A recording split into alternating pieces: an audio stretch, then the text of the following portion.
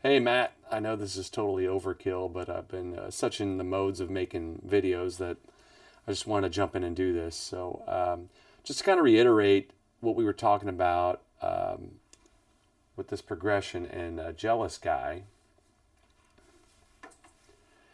So, the more I thought about this, this is basically is, I mean, I mentioned this already, but it's basically a five chord going to that. And the way we can think of that is like, say we've got, if we want to take B and we just stack the thirds. Let me kind of make this a little bit thinner.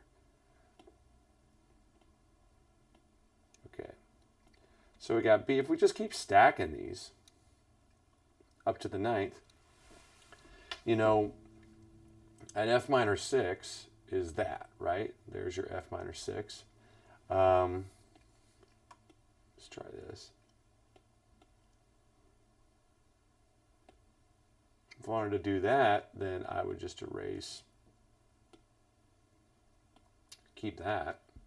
Oh, as you can see, I'm still getting my, but that's, so that was kind of an idea of where that's coming from. So even though we have like different, different notes, they're all kind of pointing to that. So you can kind of just play as if you're playing over B9. The other idea that we had is taking this scale, like modifying a pentatonic scale. Let's say, let's go F minor, let's see, what did we do? We did F minor pentatonic, but rather than doing, what would normally have a flat 7, so that'd be F sharp, C sharp. We're gonna swap out the flat 7 for a natural 6. So it's kind of like, so you go 1, 3, flat 3, 4, 5, 6, and this is in relationship to that. So if you want to think of that scale, hopefully that gives you some ideas. I've got your play along here. I was just gonna try some ideas out. I was thinking, like, if you were wanting to like set up goals for yourself, then maybe start off with arpeggios, get that a couple times, and then maybe try like that pentatonic scale, and that idea of jumping off of every note of the arpeggio, you find like whatever the next note is above that. So like, say if I've got a like an F sharp, for me it's going to be E minor, but for you this is written in B flat. So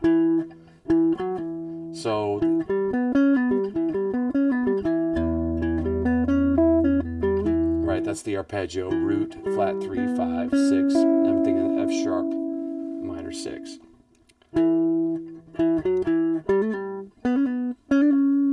And that basically gives you a scale if you build the notes off of each one. But kind of that idea of thinking of the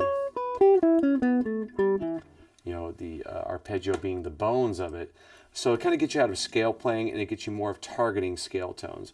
And the beauty of these is these are exactly the same collection of notes. It's just F sharps in the low note or D sharps in the low note, but it's the same 4 notes, right? And if you want to throw a B in there, or so, what was the? That'd be like the scale.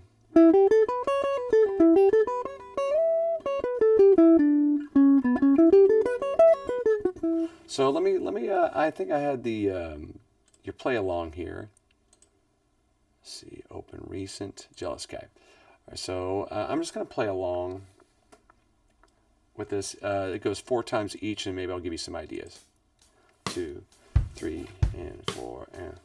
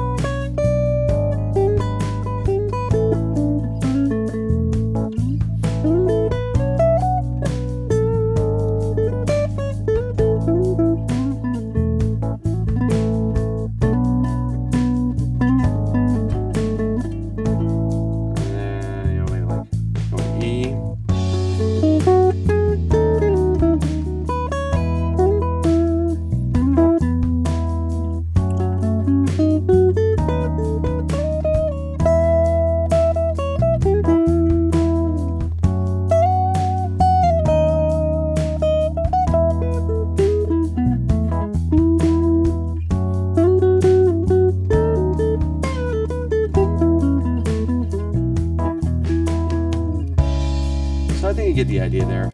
You know, it's I was trying to capture some of the stuff that we were doing in the room. I know you took a recording of my solo there, so you probably find better stuff because I was more in the moment.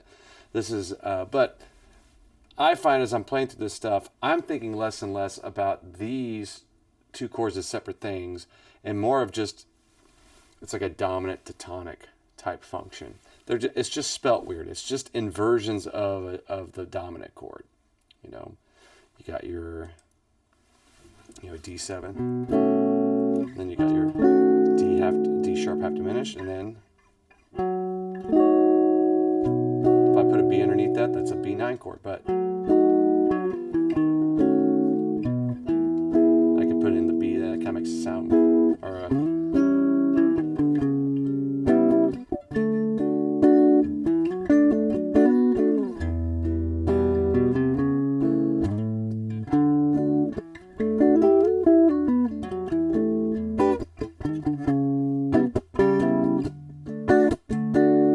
so, at any rate, I hope that helps.